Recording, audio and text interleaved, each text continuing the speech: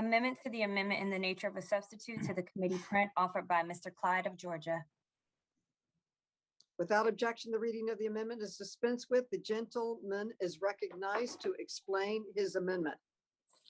Thank you, Madam Chair. My amendment is quite simple and should be supported by all members.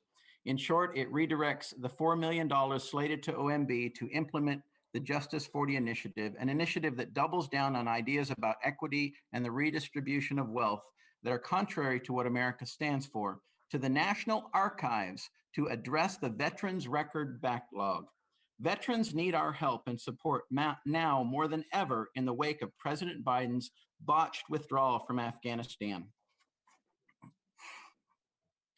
At this very moment, we still have American citizens trapped behind enemy lines.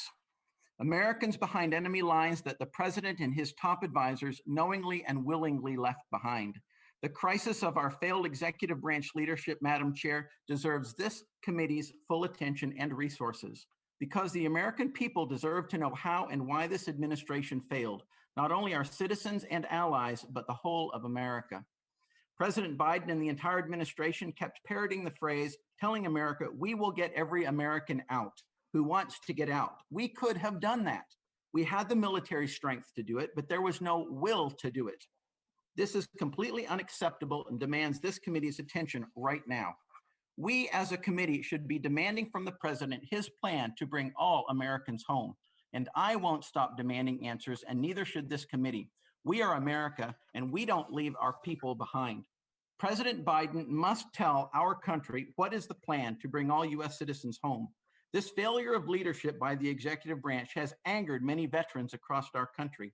In fact, the Washington Times ran an article on Tuesday that documented 90 senior military officers who called on the Secretary of Defense, Austin, and the Chairman Joint Chiefs of Staff, General Milley, to resign. And as a retired senior military officer myself, I concur, they should resign. By supporting my amendment, Republicans and Democrats can prove their support for our shared commitment to assist our veterans by prioritizing them over divisive and unpersuasive environmental and economic policies. Because of reductions in on-site NARA personnel during the pandemic, there is a massive backlog of nearly 500,000, yes, 500,000 requests for records. This backlog negatively affects veterans who desperately need access to these records to obtain the benefits to which they are entitled. Veterans and their families are waiting for access to personnel records that ensure veterans receive proper military benefits, honors at funerals, small business loans, medical claims coverage, and more. It's unacceptable that some veterans are waiting a year to receive a response from NARA. NARA has informed the committee that it will not resolve the backlog until the end of calendar year 2022. That's over a year away. Again, this is unacceptable. We must help our veterans now. Veterans fought for our nation, and now we must fight for them. As such, I urge every member to vote yes on my amendment, and I yield back. I now recognize myself for 5 minutes. Anyone who negates the critical importance of the Justice 40 initiative is out of touch with the communities across our country that have suffered generations of environmental racism.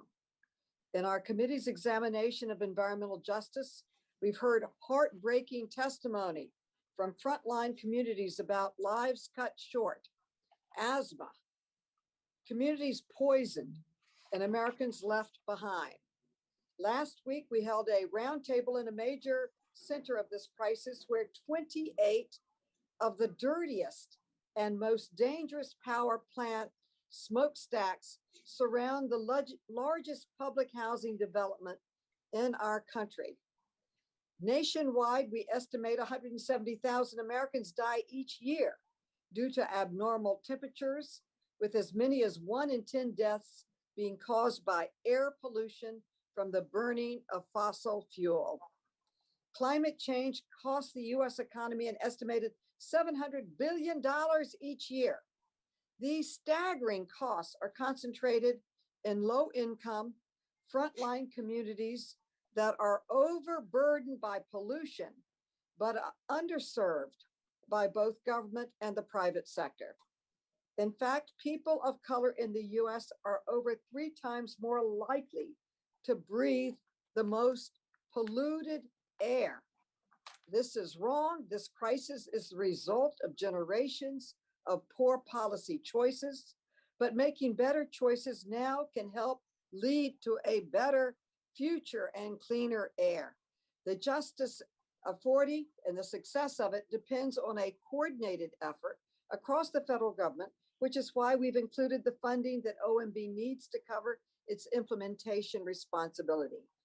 We can fix this and strengthen the American economy with a strong approach to environmental justice that fights the climate crisis, creates jobs, advances racial and economic equity, and saves lives.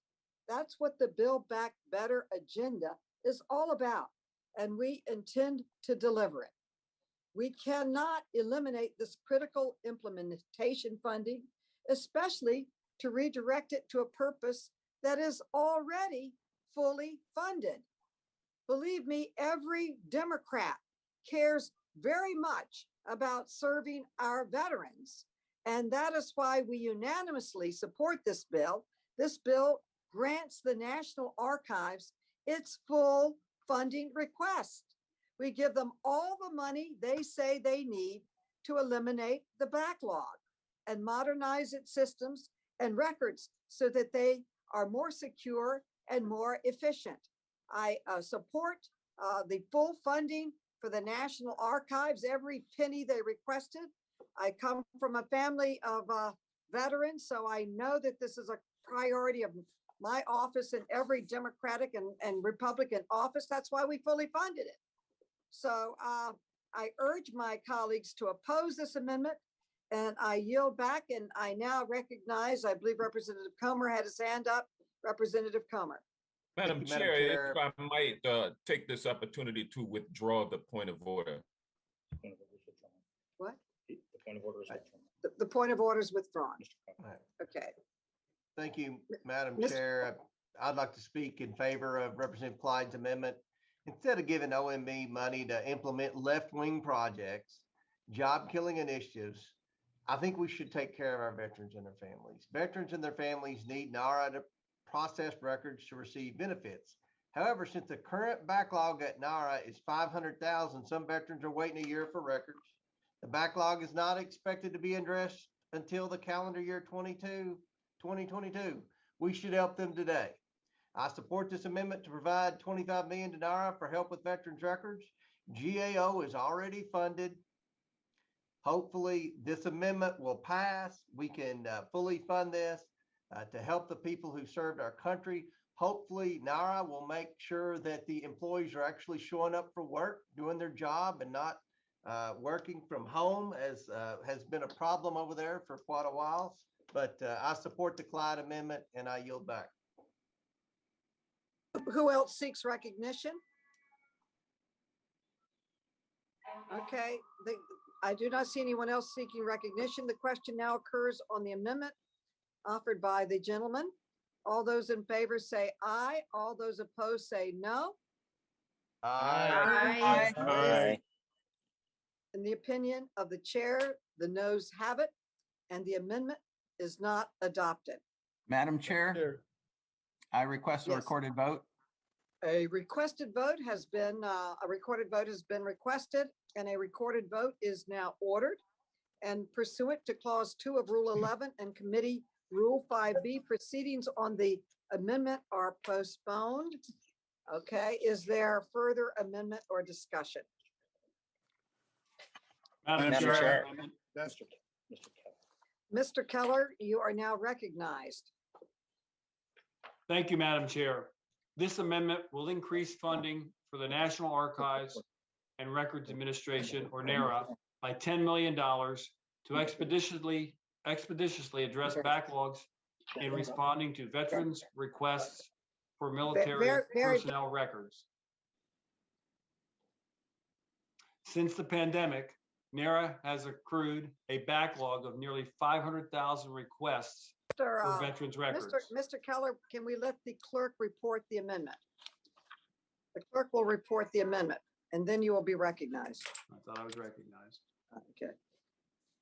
Amendment to the amendment in the nature of a substitute to the committee print offered by Mr. Keller of Pennsylvania. Without objection, the reading of the amendment is dispensed with. The gentleman is recognized to explain his amendment. Thank you, Madam Chair. This Thank amendment you. will increase funding for the National Archives and Records Administration, or NARA, by $10 million to expeditiously address backlogs in responding to veterans' requests for military personnel records. Since the pandemic, NARA has accrued a backlog of nearly 500,000 requests for veterans' records. These records, housed in a National Personal Records Center or the NPRC, are necessary for veterans to obtain the benefits to which they and their family members are entitled. These are benefits they have earned. As most of these documents are not digitized, employees must be on site in order to physically retrieve veteran information. NARA has significantly decreased its in-person workforce due to COVID-19, and as a result, the brave men and women who put their lives on the line for our safety are waiting over a year to receive a response from NARA. My office has been flooded with requests for assistance from veterans and their families who've been trying to get records in their hands that they were required for service or for benefits. From the veteran who has been waiting since December for a copy of his health records, to any other service member looking to receive the Armed Forces Extraordinary Medal and Armed Forces Service Medal awarded to him for his role in an Operation Joint Endeavor. That would be our Marines. Our retired servicemen and women deserve access to the benefits they earned in service to our country. Earlier this year, I introduced the Records Act, which currently has over 50 co-sponsors and would address the growing record backlog, restore NPRC in-person employee levels to pre-pandemic levels, and require a digitization plan for future record retrieval. While I will continue to advocate for passage of the Records Act and a comprehensive path forward for veteran document retrieval reform, I urge my colleagues to support and vote for this for our veterans, and vote in support of this amendment so our veterans can get necessary assistance now. They can't wait a year. They deserve it now. And we should act on this and make sure the resources are made available so that our veterans get the benefits they earned and deserve. Thank you, and I yield back. I recognize myself for 5 minutes. I agree with the gentleman. I appreciate the gentleman's amendment. And after conducting appropriate due diligence, have decided to support it. The legislation we are considering today already includes $50 million to enable the National Archives to improve its response to records requests for veterans and their families, as well as other improvements to cybersecurity and processing of federal and presidential records. I checked with the National Archives, and once we received this amendment to ensure that the additional 10 million could be justified, the National Archives indicated that they would be able to use this funding, particularly to hire additional contractors to assist with processing the backlog of veteran records requests that grew so large during the pandemic. I appreciate this amendment and look forward to continuing to work together to ensure that veterans and their families have the timely access to their records. I urge my colleagues to support this amendment, and I yield back. Who else seeks recognition? Okay. There is no one else seeking recognition. The question now occurs on the amendment offered by the gentleman. All those in favor say aye. Aye. Aye. All those opposed say no. In the opinion of the chairs, the ayes have it, and the amendment is adopted. Okay, who else seeks recognition? Madam Chair, Mr. Lynch has an amendment at the desk. Mr. Lynch, for what purpose do you seek recognition, Mr. Lynch? Madam Chair, I have an amendment at the desk. Thank you. The clerk will report the gentleman's amendment. Amendment to the amendment in the nature of a substitute to the committee print offered by Mr. Lynch of Massachusetts. Without objection, the reading of the amendment is dispensed with. The gentleman is recognized to explain his amendment. Thank you, Madam Chair. This amendment is, I'm happy to say, is co-sponsored by my distinguished colleagues, Chairman Jerry Conley of Virginia and Representative Brenda Lawrence of Michigan. The amendment is fairly simple in its operative function. This amendment would increase from 2.4 billion to 7 billion, the funding provided for the United States Postal Service to electrify its fleet of postal vehicles and build the EV charging stations necessary to charge those vehicles. The total amount matches the funding allocated for postal electrification by our Senate colleagues and also members of the Committee on Homeland Security and Government Affairs. It also accords with the Postal Service's own cost estimate provided by Postmaster DeJoy and recommended by him on transitioning to a clean energy fleet.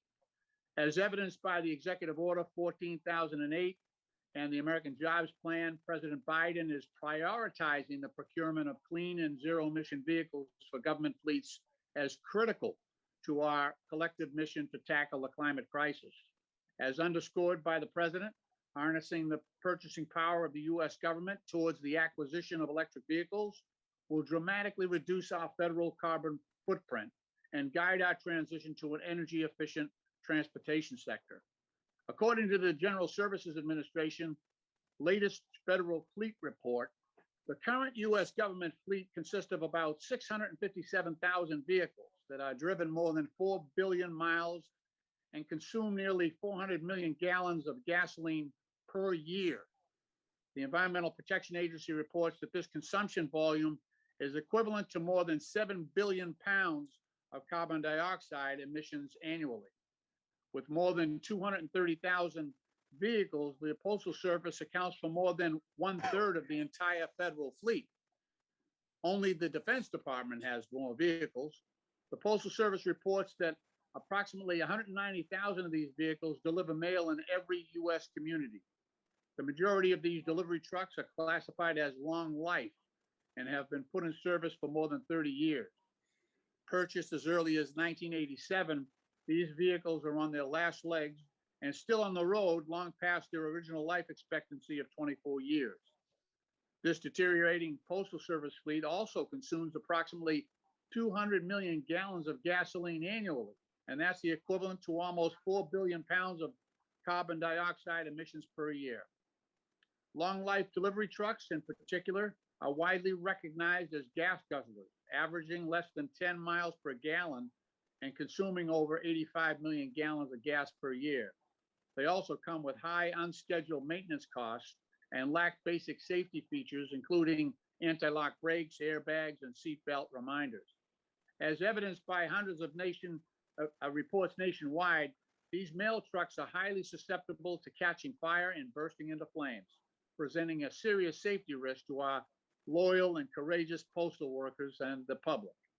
As we undertake our all-of-government approach to enhancing the environmental sustainability of federal agencies and promoting a government-wide transition to clean energy alternatives, clearly there is no better place to start than the United States Postal Service.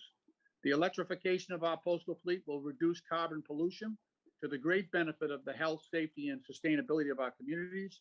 It'll augment our efforts to mitigate the glaring health disparities among our most vulnerable populations that stem from air and noise pollution. So in closing, I would also like to commend you, Madam Chair, for your leadership on this important issue and your longstanding commitment to strengthening the U.S. Postal Service. I'd also like to thank Mark Stevenson and Ethan Van Ness of the majority staff for all of their good work on this, and especially their interaction with the Senate. Never an easy task. I urge my colleagues on both sides of the aisle to support this amendment, and I yield back the balance of my time. Thank you. The gentleman yields back. Mr. Cloud, you are now recognized. Mr. Cloud. The gentleman from Texas, Mr. Cloud, is recognized. Okay, go to comment. Okay. Mr. Comer, do you wish to speak? Mr. Comer, do you wish to speak? No, wait, here's Mr. Yes. Cloud. Mr. Okay. Cloud? You're recognized, Mr. Cloud. I withdraw my amendment for the moment. Thank you. Okay. All right. Mr. Comer, you're now recognized. Yeah, thank you, Madam Chair, and I oppose this amendment. Regardless of what the underlying policy objective may be, the American taxpayer shouldn't be paying for capital improvements for the Postal Service. And buying electric vehicles instead of traditional vehicles is a capital improvement. This is true of the $2.4 billion included in the amendment in the nature of a substitute. It's true with this amendment. The Postal Service hasn't asked for these funds, but in the democratic world of free money, I'm sure they'd take it. It's unclear whether this $7 billion would fund charging stations for the general public, but it seems likely this part of a larger push to have the government step into what should be left to the private sector. Finally, this amendment provides this $7 billion for fiscal year 22. I doubt the Postal Service can spend this money in fiscal year 22, so this may be a problem. Our energies regarding the Postal Service need to be around fixing its broken business model.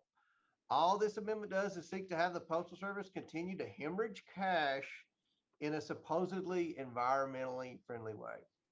I have been pleased to work with Chairwoman Maloney on legislation to address the Postal Service's real needs, and that's where our focus should stay. Again, I urge opposition to this amendment, and I yield back.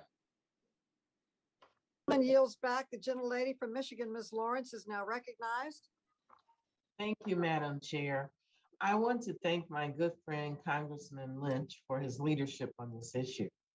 As a member of Congress representing Detroit, the Motor City, I continue to be inspired by Michigan automakers leading the way on electrifying their fleets in the next few decades. Today, this committee has an opportunity to deliver on a similar feat, electrifying the Postal Service fleet. Almost immediately after taking office, President Biden issued an executive order calling for a plan to acquire clean and zero emission vehicles for the entire federal fleet, including the Postal Service. As one of the most recognizable, one of the largest fleets on the road today, we must ensure that the Postal Service has the resources it needs to invest in modernizing its aging fleet, and more importantly, doing it in a manner consistent with zero emission goals. These funds will be critical for the agencies to meet the President's bold plan for a federal fleet. While I recognize some of my colleagues on the other side of the aisle may criticize this investment, it is important to note the current Postmaster General, appointed by a Republican-led Board of Governors under former President Trump, has expressed support for electrifying the postal fleet. In the Postal Service 10-year plan, Delivering for America, and I quote, "The Postal Service is firmly committed to electric vehicles, and with the right level of government support, we can commit to a majority of Postal Service delivery vehicles being electric within 10 years and a fully electric fleet by 2035. We welcome that support and that mission, and we support it. Today, we stand ready to meet the Postal Service request by providing the funding. We cannot afford to wait. By approving this amendment, we will ensure the Postal Service can uphold its commitment to an electric fleet. I want to thank Congressman Lynch. I want to thank our chairwoman for her support and leadership for introducing this important amendment, and I urge my colleagues to support it. I yield back. Back. The gentlelady yields back. Mr. Conley from Virginia, you are now recognized for 5 minutes. Thank you, Madam Chairwoman. And let me thank my good friend, Mr. Lynch, for taking the lead on this very critical opportunity and issue. I first got involved in trying to get the Postal Service to invest in electric vehicles 12 years ago when we were debating the stimulus bill at that time during the Great Recession. And at that time, unfortunately, the Postmaster General, Donahue, didn't want anything to do with it. So what's happened? The average age of the fleet has gone from 18 years to 30. 30 years old being the average age of the vehicles of the second largest vehicular fleet in America. What could go wrong with 30 years of age? And as Mr. Lynch indicated, they're gas guzzlers, they're environmentally pollutant, they require huge maintenance. They are also, at this point, a risk to safety. We have an opportunity to retrofit that fleet. Now, Mr. Comer says that ought to be the duty of the private sector. I don't understand that. The Constitution mandates that there be a postal service. Law says that that postal service has to have a universal mandate. That is to say, it has to be available to every household and every business in America. It is not a private entity. It competes with private entities. We made it kind of quasi-governmental. It is one of the most essential services Americans rely on every day. And in a pandemic, it is more critical than ever for the delivery of essential medications and pharmaceuticals, for the delivery of economic goods, and of course, medical equipment. And you know what? During the pandemic, it's one of the few things that has continued to work every day. We have an opportunity to retrofit that fleet, make a huge investment for a generation to ensure to the American people that postal service will not be interrupted. And again, unlike what I think the ranking member was suggesting, actually, the Republican-appointed Board of Governors favors this kind of transition to an all-electric or largely electric vehicular fleet because they see the benefits, and so do we. So we have this opportunity to make this investment. I wholeheartedly and enthusiastically support the amendment. I'm proud to have been part of this effort for over a decade. And I thank Mr. Lynch for taking up that torch and showing us the light. I look forward to supporting and voting for this amendment. Thank you. I yield back. Who else seeks recognition? I now recognize myself for 5 minutes, and I join my good friend and colleague, Representative Lynch, in supporting this amendment. I join him in thanking the staff of the committee, Mr. Stevenson, Mr. Van Ness, Mr. Harney, their hard work on this amendment and their hard work on a underlying bill of postal reform with Mr. Comer's staff and other members of the committee on a bipartisan way. I strongly support this amendment. The private industry is already moving towards electric vehicles. So we have an opportunity to make sure that the Postal Service remains both competitive and green. Providing more substantial funding upfront is also critical to ensure that the Postal Service begins building the necessary charging infrastructure across the nation in all the post offices. We have a built-in infrastructure ready to be turned into charging centers for the Postal Service and the people of America. Before we even have an EV off the production line, we have to have these charging centers across the country.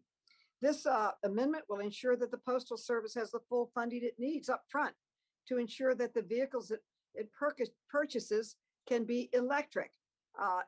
We don't want more gas guzzling other types of trucks. We're moving to electric. So this bill allows us to move forward. The Postal Service is one of the largest vehicle fleets in the entire country. They should lead the way to going to electronic vehicles. And most of the vehicles, as was pointed out, my colleagues, Mr. Conley, Ms. Lawrence, and Mr. Lynch, they're very old. They're over 30 years. They're dangerous, and they're a real danger to the dedicated post.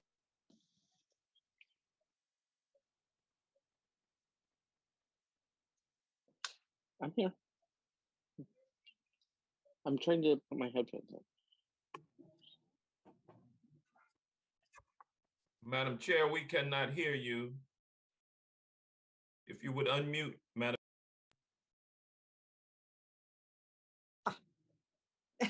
All this time, no one heard me speaking?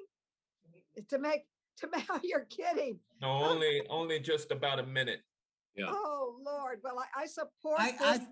thought you I were want to be brilliant. affiliated with the comments of Representative Conley, Representative Lawrence, and Representative Lynch. I agree completely. The private sector has already moved in this direction. We have an opportunity to make the Postal Service both competitive and green. I urge a yes vote on this amendment. The question now occurs on the amendment offered by the gentleman from Massachusetts. All those in favor say aye. Aye. Aye. All Aye. those opposed say no. No.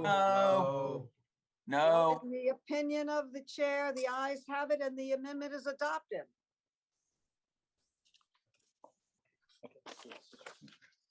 Who seeks recognition for what purpose? Mr. Comer is now recognized. Thank you, Madam Chair. I have an amendment at the desk. The clerk will report the amendment. Amendment to the committee print offered by Mr. Comer of Kentucky. Without objection, the reading of the amendment is dispensed with. The gentleman from Kentucky is recognized to explain his amendment. Thank you, Madam Chair. This amendment shifts money from the GAO to the Intelligence Community Inspector General so we can get to the bottom of the poorly executed withdrawal of troops from Afghanistan. Beginning on August 15th, 2021, for the first time in nearly 2 decades, the Taliban are the ruling party in Afghanistan. Over 20 years, we defeated Al-Qaeda, won social gains for women and girls, increased economic security for all Afghans, and decreased the illicit drug trade. Madam Chair, I'd like to reserve a point of order. These gains dissolved in a matter of hours. The current state of Afghanistan is a national security crisis. It's a humanitarian crisis, and it's a crisis of leadership. Today, Americans and their allies are less secure than yesterday. Congress must understand the scope of the failures that led to the fall of Kabul. The intelligence was clear. Kabul would fail and fall to the Taliban. Madam Chair, I'm It's raising illegal. a point of order. I'm talking. It's illegal. It's So vital. noted. It's vital to get a full understanding of all the intelligence surrounding the withdrawal of U.S. and U.S. allied forces. Unfortunately, the Biden administration is failing to provide answers to Congress. This amendment directing the intelligence community, IG, to develop this report would provide insight into the decision-making paradigm used by the Biden administration. I think everyone in America would like to see that. What did the intelligence say? Did President Biden hide any intelligence from Congress or lie to the American people? Did President Biden know the Afghan security forces would fall so easily? Was President Biden warned of an attack at Kabul airport? Did he ignore intelligence about the attack? Has any intelligence been shared with the Taliban? Congress needs answers. I ask for full committee support of this amendment, and I yield back. Seeks recognition. Who else seeks recognition? Madam Chair, I rise to assert the point of order, and I would encourage all of the members Madam Chair, to vote on the motion to remain a part of this hearing and ready to vote, because if we don't, then we'll be listening to these amendments along with arguments in support of them for the rest of the day, evening, and night. And I recognize the chair has discretion as to when to rule on my assertion of the point of order. But I would respectfully ask that she do so without further debate. The gentleman Madam has Chair, are we raised a allowed to point. actually speak on these matters, or are we just going to get shut The down? gentleman raised a point of order. We have noted it's a point of order. Representative Donalds, you are now recognized. Thank you, Madam Chair. I mean, look, I think this is a very high quality amendment. I support the amendment. Members, we should all be supporting this amendment.